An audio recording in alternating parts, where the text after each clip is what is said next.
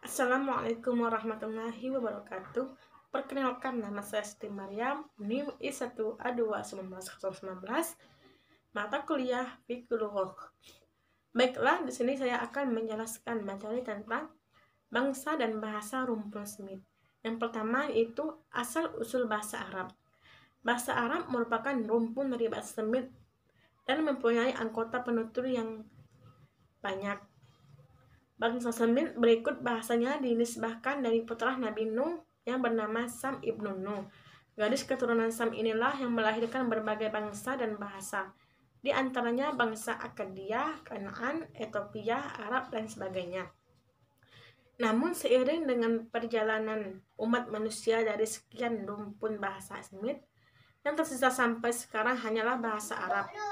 Bahasa yang telah memberi pengaruh yang cukup besar dalam sejarah peradaban umat manusia. Yang kedua yaitu bahasa Semit. Bahasa-bahasa yang termasuk rumpun bahasa Semit dan cabang bahasa-bahasa Semit. Bahasa-bahasa Semit dapat dibagi menjadi dua bagian. Yang pertama, bahasa Semit Utara yang terdiri dari bahasa-bahasa Akadia, bahasa Babilonia, bahasa Kanaan, dan bahasa-bahasa Aramia. Sedangkan bahasa Semit Selatan terdiri bahasa Mesir, Mesir kuno, dan Koptik. Bahasa-bahasa barbar yang dipergunakan penduduk asli Afrika Utara seperti Tunisia, Aljazair, Maroko, Sahara, dan Somalia, Galah, Bedja, dan Kali, Agau, Afar, Sidama, dan lain-lain. Menjadi bahasa yang terdiri sendiri tidak terjadi begitu saja tanpa dengan proses, tapi dengan proses yang panjang. Pertama, mungkin dengan memisahkan salah satu keturunan bangsa Semit yang menjelajah ke wilayah Jazirah yang bertujuan untuk memperluas wilayah kekuasaannya.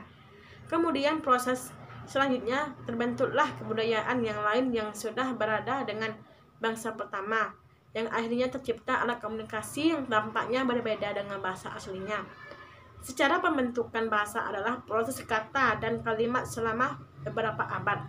Kata yang satu mungkin saja tidak terpakai, selanjutnya hilang dan digantikan oleh kata baru. Apakah itu serapan atau terbentuk dari proses perbedaan dialek antara suku atau bangsa pengguna bahasa Arab itu? Begitu pula seterusnya hingga terbentuk bahasa Arab seperti sekarang ini. Yang ketiga, bangsa Semit merupakan suatu bangsa yang hidupnya berpindah-pindah tempat untuk mencari kehidupan yang lebih baik dari tempat sebelumnya.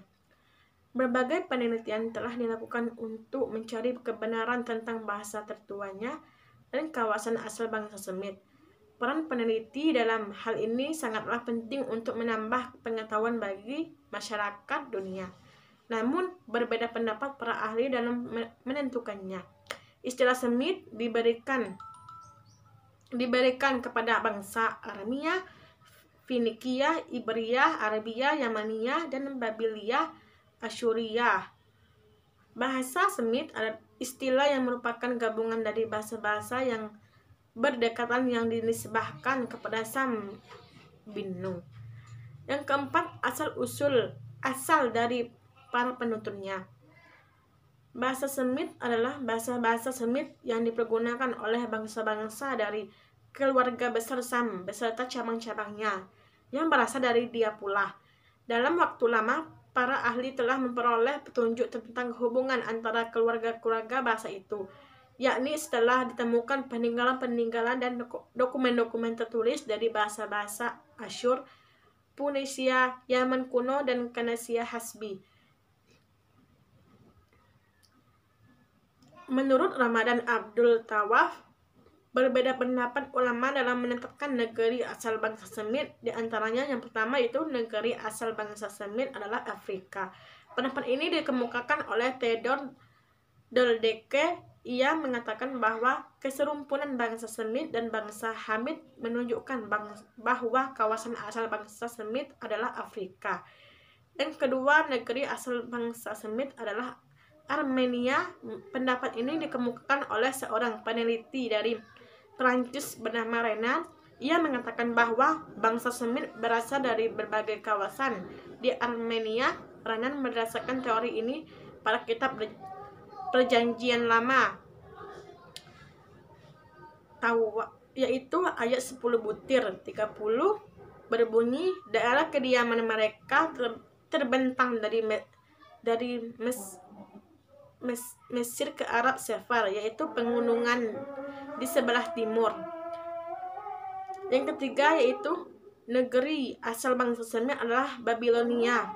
Pendapat ini dikemukakan oleh dua orang peneliti yang bernama Ignatius Guidi dan Fritz Hummel. Mereka mengatakan dalam tulisannya yang diterbitkan di Roma pada tahun 1879 bahwa kawasan asal bangsa Semit adalah hilir sungai Efrat, yaitu lembah daratan Irak atau Babilonia. Yang keempat, negeri asal bangsa Semit adalah Arab yang dinamakan juga dengan Semit Induk. Dan banyak para ahli yang berpendapat bahwa bahasa Arab paling dekat dengan Semit Induk atau disebut juga dengan bahasa Arab merupakan bahasa tertua bangsa Semit. Pendapat ini juga dikemukakan oleh salah satu orientalis yaitu Esbiriger DKK. Mereka mengatakan bahwa Jazirah Arab merupakan kawasan asal bangsa Semit. Esbiriger DKK mengatakan hal demikian karena mereka memiliki beberapa argumen yang mendukung teorinya tersebut. Di antaranya kawasan subur di antara sungai Tigris dan sungai Efrat selalu didatangi suku Baduy dari padang pasir yang melakukan imigrasi orang Arab yang secara genetika belum tercampur dengan bangsa lain, memiliki bentuk fisik yang sama.